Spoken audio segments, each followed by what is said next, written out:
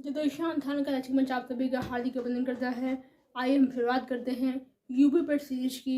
ये अगली श्रृंखला का यूपी पर सीरीज अंतिम सप्ताह ये आपकी सीरीज है, जिसमें आज हम 5वां एपिसोड करने जा रहे हैं और बहुत ही महत्वपूर्ण प्रश्नों की श्रृंखला आप सभी के सामने है। सभी क्वेश्चन बहुत सारी परीक्षाओं में पूछे गए हैं। आइए आप कोशिश करेंगे आपको कितना आता है, इससे आप जो है कि अपनी तैयारी को बेहतर बना पाएंगे। आइए शुरुआत करते हैं। आपके सामने क्वेश्चन नंबर 1 आप ऊपर से स्क्रीन पर देखिएगा। चंद्रगुप्त मौर्य के प्रसिद्ध इतिहासकार को निम्न नामों से जाना जाता था सिवाय। ठीक है, तो हम यहाँ पे देखिएगा तो ये लिखा हुआ है, बस यहीं से हमारा आंसर शुरू होगा। चंद्रगुप्त मौर्य के एक प्रसिद्ध इतिहासकार हैं। Option number A Vishnugupta, option number B Kautilya, option number C Chanakya, option number D Samudragupta. तो उसमें बात हो रही है चंद्रगुप्त मौर्य की, तो हमेशा याद रखेंगे चंद्रगुप्त मौर्य के जो इतिहासकार जिनको हम कहते हैं वहाँ पे कौटिल्य थे। इनका अन्य नाम चाणक्य होता है, एक नाम आपका विष्णुगुप्त भी होता है। और इतिहासकार इसलिए कहते हैं क्योंकि इन्होंने किताब लिखी थी। तो किताब का नाम क्या है हमें आप कमेंट बॉक्स में जरूर बताइएगा, और इसका सही ऑप्शन आपका ऑप्शन नंबर डी हो जाएगा। कौटिल्य द्वारा लिखित पुस्तक का नाम क्या है कमेंट बॉक्स में आप जरूर लिखिएगा। ये भी क्वेश्चन एग्जाम में काफी बार पूछा जाता है। आपके सामने क्वेश्चन नंबर 2 है, गुप्त काल की प्रसिद्ध महिला शासिका कौन थे? गुप्त काल की प्रमुख महिला शासिका कौन थी? Option number A Rajshri, option number B Kumar Devi, C Licchavi, D है आपका प्रभावती गुप्त। प्रभावती गुप्त गुप्त काल की प्रसिद्ध महिला शासिका कौन थी? राजश्री, कुमार देवी, लक्ष्मी, प्रभावती गुप्त। आपके सामने ऑप्शन नंबर डी प्रभावती गुप्त बिल्कुल सही हो जाएगा। क्वेश्चन नंबर 3, भारतीय महाद्वीप में कृषि के प्राचीनतम साक्ष्य कहाँ से मिलते हैं? भारतीय महाद्वीप में कृषि के प्राचीनतम साक्ष्य कहाँ से मिलेंगे? ये आपका प्राचीन इतिहास से क्वेश्चन है, हड़प्पा सभ्यता से क्वेश्चन है। ऑप्शन नंबर ए है कोहलदेवा, बी है मेहरगढ़, सी है आपका धवलादेव, डी है आपका राहलगढ़ी। याद रखेंगे इसका ऑप्शन नंबर सी सही होगा, लहरादेव।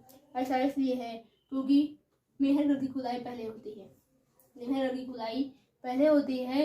लेकिन क्या होता है, यहाँ पर जो किसी साक्ष्य मिलते हैं उनकी आयु जो है कि इसकी अपेक्षाकृत कम होती है मेहरगढ़ की। ऐसे में क्या होता है, जब आपके सामने दोनों ऑप्शन होते हैं मेहरगढ़, लहरादेव, ऐसे में आप हमेशा लहरादेव को टिक करेंगे। अगर आपके सामने केवल एक ऑप्शन मेहरगढ़ होता है तो आप मेहरगढ़ को टिक करेंगे। ये क्वेश्चन बहुत परीक्षाओं में इसी पैटर्न से पूछा गया है, इस वजह से इसको हमने यहाँ पे डिस्कस किया है। और बेसिक जानकारी हमने हड़प्पा सभ्यता पढ़ाई है, वहाँ पे आप एक बार पढ़ लीजिएगा हड़प्पा सभ्यता को, जिससे आप उसमें बहुत सी और परीक्षा उपयोगी चीजें पढ़ सकते हैं, जो कि आपकी परीक्षा की दृष्टि से बहुत ही महत्वपूर्ण है। इसमें सही आसन आपका क्या होगा? लहरादेव होगा, क्योंकि हम सभी जानते हैं प्राचीनतम साक्ष्य वो होंगे जिसकी आयु सबसे पुरानी होगी। और इतिहास में सबसे ज़्यादा तो विश्वसनीय जो होती है आयु की, वो आपकी कार्बन डेटिंग होती है। इसके द्वारा हम क्या करते हैं, वस्तुओं की आयु ज्ञात करते हैं। खुदाई मेहरगढ़ के पहले होती है, लेकिन साक्ष्य क्या होते हैं, साक्ष्य इसकी अपेक्षा नए होते हैं, लेकिन हमें तो प्राचीनतम चाहिए। ऐसे में लहरादेव आपका बिल्कुल सही होता है, क्योंकि यहाँ पे कृषि के इससे भी प्राचीनतम साक्ष्य यहाँ पे खुदाई में मिलते हैं। आपके लिए क्वेश्चन है, ये बताइएगा लहरादेव किस राज्य में पड़ता है? लहरादेव जो है ये किस राज्य में पड़ेगा, ये आप मुझे जरूर बताइएगा। अकबर ने बंगाल तथा बिहार को मुगल साम्राज्य में कब मिलाया? आपके सामने क्वेश्चन नंबर 4 है, अकबर ने बंगाल तथा बिहार को मुगल साम्राज्य में कब मिलाया था? ऑप्शन नंबर ए 1590, बी 1577, सी है 1573, डी अगर हम बात करें तो 1577। ये आपका मध्यकालीन इतिहास से क्वेश्चन है। अकबर ने बंगाल तथा बिहार को मुगल साम्राज्य में मिलाया। याद रखेंगे परीक्षा में क्वेश्चन जो है कि हमेशा क्या होता है, किसी भी एक टॉपिक से एक ही क्वेश्चन आता है। ऐसा नहीं है कि मुगल साम्राज्य से 5 क्वेश्चन आ गए या फिर किसी और टॉपिक से 5 क्वेश्चन आ गए। और हमेशा याद रखेंगे परीक्षा में आपकी सफलता 1 नंबर के अंतर से भी लोग सफल होते हैं, लोग उससे फेल होते हैं। इसी में आप हर क्वेश्चन के जो महत्व वह जानने की आप कोशिश करेंगे। जो भी आपको नहीं आता इसका मतलब है वो टॉपिक आपका कमजोर है, उस टॉपिक को आपको पढ़ने की फिर से ज़रूरत है। तो यहाँ पर इस वजह से ही जो है कि आपके सामने इतिहास के 5 क्वेश्चन रखे जाते हैं केवल, क्योंकि इतिहास के केवल 5 क्वेश्चन ही आप में आएंगे। आधुनिक भारत के कुछ क्वेश्चन शायद इसमें और भी इंक्लूड होते हैं। ऐसे में हर क्वेश्चन पर आप ध्यान देंगे तो आपकी तैयारी बहुत अच्छी और बेहतरीन बनेगी। याद रखेंगे अकबर ने बंगाल था बिहार को मुगल साम्राज्य में कब मिलाया था? 1576। आपका बिल्कुल सही हो जाएगा। 1576 में अकबर ने बंगाल था बिहार को मुगल साम्राज्य में मिलाया था। अब तक में क्वेश्चन नंबर 5 है, भारत में नारी आंदोलन की प्रेरणा प्रारंभ होती है। भारत में नारी आंदोलन की प्रेरणा से प्रारंभ हुई या हुए?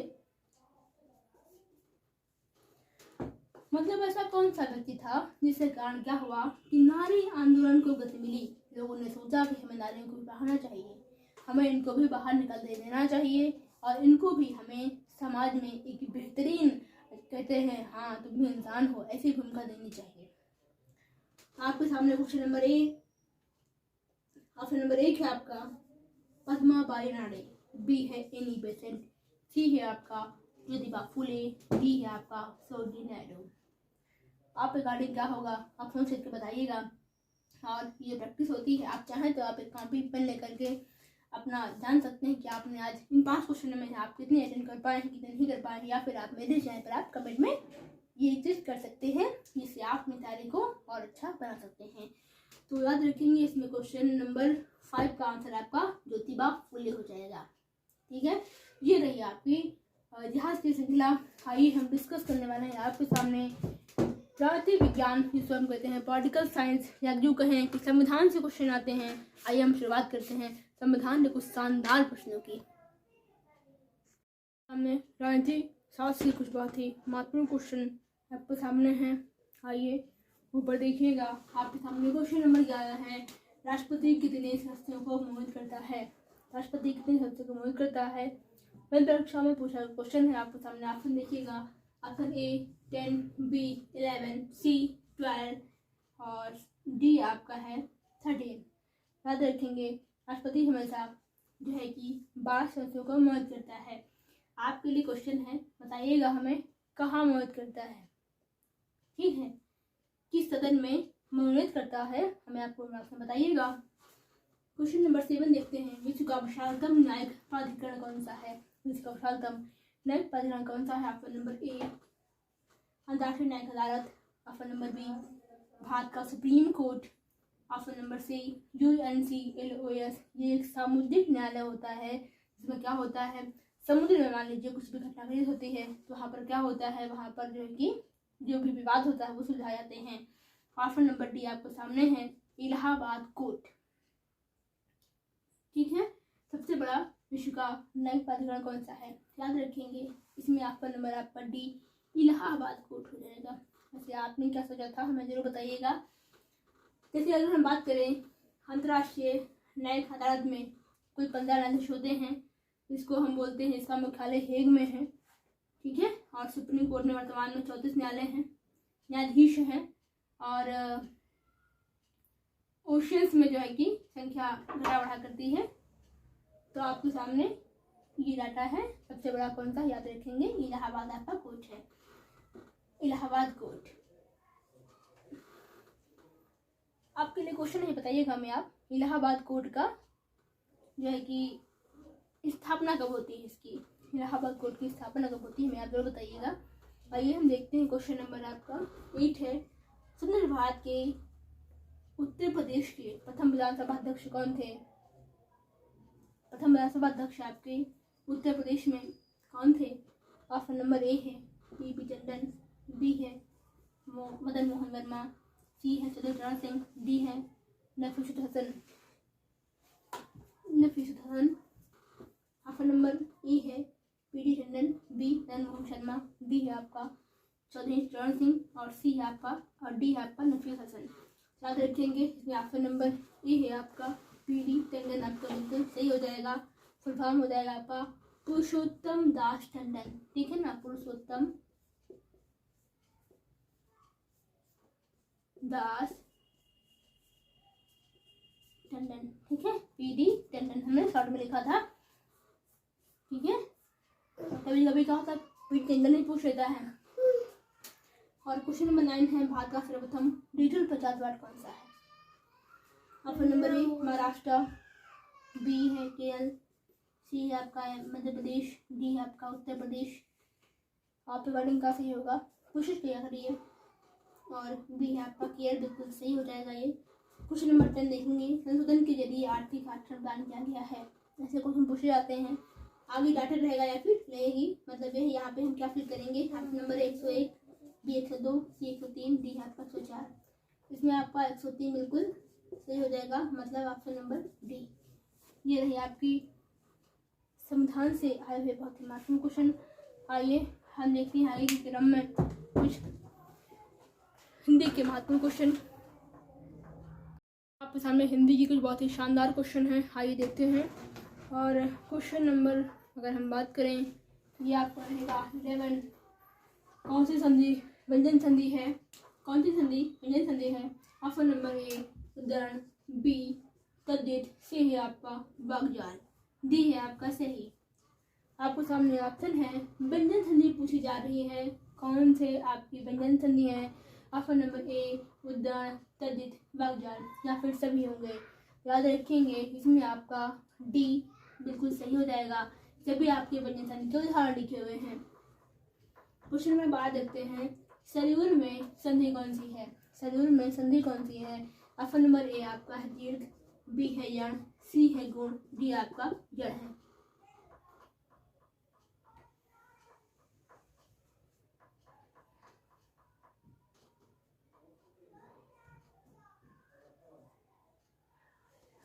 इसको हम व्यंजन कर लेते हैं। आप बताइएगा इसमें से सही ऑप्शन क्या होगा। जो ऑप्शन रिपीट हो गए थे, ऑप्शन नंबर ए दीर्घ, बी है व्यंजन, सी गुण है, डी आपका जड़ है। इसमें आपका सही क्या होगा? सही आपका ए हो जाएगा। शरीर में दीर्घ संधि का उदाहरण है।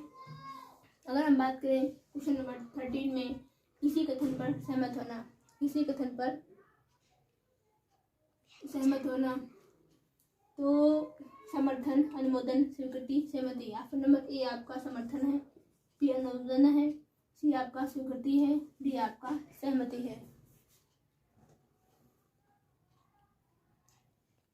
तो याद रखेंगे जो है कि इसमें सही क्या होगा, तो डी आपका सहमति हो जाएगा। और शुद्ध शब्द चुनिए। ध्यान से देखिएगा, अक्सर लोग वर्तनी में क्या करते हैं, शुद्धि कर देते हैं। तो आप ये जान जाइए कि वर्तनी में शुद्धि बहुत ध्यान से अगर आप पढ़ेंगे तभी आप उसको हल कर पाएंगे। ऑप्शन नंबर ए औद्योगिक, बी है औद्योगिक, सी आपका औद्योगिक, डी आपका कोई नहीं है। आप रिगार्डिंग क्या सही हमें आप बताइएगा इसमें सही क्या है। ऑप्शन नंबर ए औद्योगिक। और क्वेश्चन नंबर 15 आप ध्यान देते हैं, बैल न कूदे कुएं तंकी का अर्थ क्या है? बैल न कूदे कुएं तंकी। ऑप्शन नंबर ए है ये बयाना, बी स्वामी के बल पर सेवा का साहस, सी है आपका गरीबी से ऊपर, डी आपका कोई नहीं, यहाँ में क्रॉस लगा दिया, ठीक है, कोई नहीं मतलब क्रॉस। गरीब हो जाना, बी है स्वामी के बल पर सेवा का साहस, सी गरीबी से ऊपर, डी आपका कोई भी नहीं। तो ये आपके सामने है और उसमें सही क्या होगा, तो स्वामी के बल पर सेवा का साहस, ये बिल्कुल सही हो जाएगा। ये रहे आप हिंदी की बहुत ही शानदार क्वेश्चन। आइए हम शुरुआत करते हैं कुछ करंट अफेयर से जुड़े हुए क्वेश्चनों की। क्वेश्चन बहुत ही शानदार हैं, आइए शुरुआत करते हैं। आपके सामने क्वेश्चन नंबर 16 ऊपर देखिएगा, भारत का पहला मत्स्य पालन अटल उद्यान कहाँ खोला जाएगा?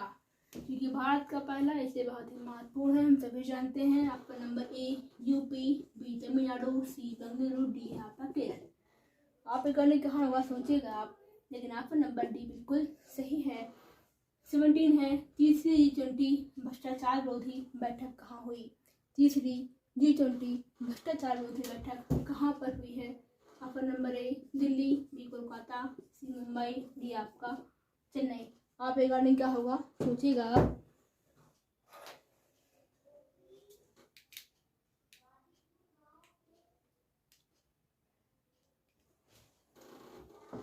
तीसरी G20 भ्रष्टाचार विरोधी बैठक कहाँ हुई थी? दिल्ली, कोलकाता, मुंबई, चेन्नई। याद रखेंगे तीसरी G20 भ्रष्टाचार विरोधी बैठक कहाँ हुई? तो आपकी कोलकाता में हुई थी। माइक में डाला रख गया था, मैंने फिर से लगाना ताकि आपके लिए बात बिल्कुल एकदम से अच्छी और क्लियर आ सके। क्वेश्चन नंबर 18 आपके सामने है, दुनिया का पहला हेरिटेज रिवर फ्रंट कहाँ पर है? बहुत ही महत्वपूर्ण है, कहाँ मतलब है, ये भी क्वेश्चन बहुत महत्वपूर्ण है। कहाँ बनेगा? ये बात किस नदी पर है, ठीक है, किस नदी पर? याद रखेंगे है तो भारत में, ठीक है, पहला कहाँ तो भारत में है। नदी देख लेते हैं, ये बहुत महत्वपूर्ण क्वेश्चन है। Option number A Chambal, B Ganga, C आपका गोदावरी, डी आपका सिंधु है।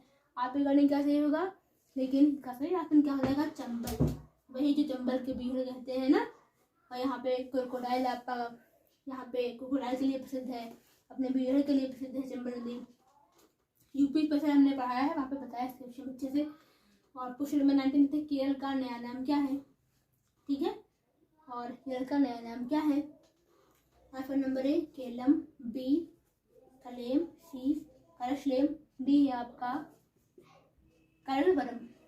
आप अकॉर्डिंग क्या होगा सोचिएगा आप, लेकिन का सही ऑप्शन क्या जानते हैं, केरलम से हो जाएगा। ऑप्शन नंबर ए बिल्कुल सही है। आपके लिए क्वेश्चन है, क्वाड्रस कितने हैं, तो 4 हैं। ये भी एक क्वेश्चन आता है, क्वाड्रस संख्या कितनी है, 4 है कौन कौन से, ये आप हमें कमेंट में लिखेंगे 1 2 3 4, ये हमें आप कमेंट में लिखिएगा कि ये क्वाड्रस 4 हैं। ये भी क्वेश्चन है, क्वाड्रस कितने हैं, तो 4 हैं, इनके नाम जाके हमें आप जरूर लिखेंगे। Thank you. और अगर आपका कोई सुझाव है, कोई राय है, आप कुछ करना चाहते हैं तो आप जरूर लिख सकते हैं। इसके अलावा आप पहले से विजिट करिएगा, वहाँ पर यूपी स्पेशल है, इतिहास है, भारतीय क्रांति संस्कृति है, बहुत सी चीज़ें पढ़ाई जा रही हैं। उत्तर प्रदेश आपको पूरे मैप से पढ़ाई जा रही हैं। और तो आप वहाँ पे जरूर करके अपनी तारीख को बेहतर बना सकते हैं और सीख सकते हैं। कोई सुझाव है, कोई समस्या है तो मैं आप कमेंट में लिख सकते हैं और आपको रिप्लाई किया जाएगा। इसके अलावा सुधार के प्रयास शिक्षा संस्थान पर किए जाएंगे। थैंक यू, अपना ख्याल रखिएगा। सब पढ़ेंगे सब बढ़ेंगे। अगर आप सब्सक्राइब करेंगे, ये रहेगा कि वीडियो जाने पर आपको नोटिफिकेशन तुरंत मिल जाएगा।